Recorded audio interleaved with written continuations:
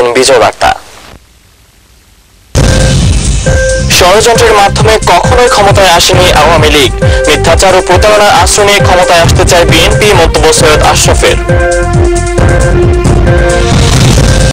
Field marshal Ayub Khan, general Zia ও পরবর্তীতে general Hossain Mohammad এরশাদ সামরিক বাহিনীর পোশাক পরে কুষড়যন্ত্রের মাধ্যমে রাজনৈতিক দল গঠন ও ক্ষমতায় আসীন হলেও আওয়ামী লীগ কখনোই ষড়যন্ত্রের মাধ্যমে ক্ষমতায় আসেনি বলে মন্তব্য করেছেন আওয়ামী লীগের সাধারণ সম্পাদক সৈয়দ আশরাফুল ইসলাম।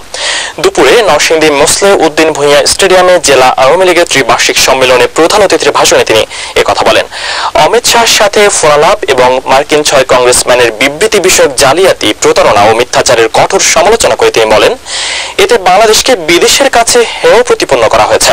তিনি জনগণের কাছে প্রশ্ন রেখে বলেন, যারা এত বড় প্রতারণার আশ্রয় নিতে পারে তারা দেশের নেতৃত্ব কিভাবে দেবে। সম্মেলনে সভাপতি পদে বিনা প্রতিদ্বন্দ্বিতায় নরসিংদী সদর আসনের সাংসদ ও পানি সম্পদ প্রতিমন্ত্রী নজরুল ইসলাম হিরো নির্বাচিত হয়েছেন। সাধারণ সম্পাদক পদে নির্বাচিত হয়েছেন আব্দুল মতিন ভূঁইয়া।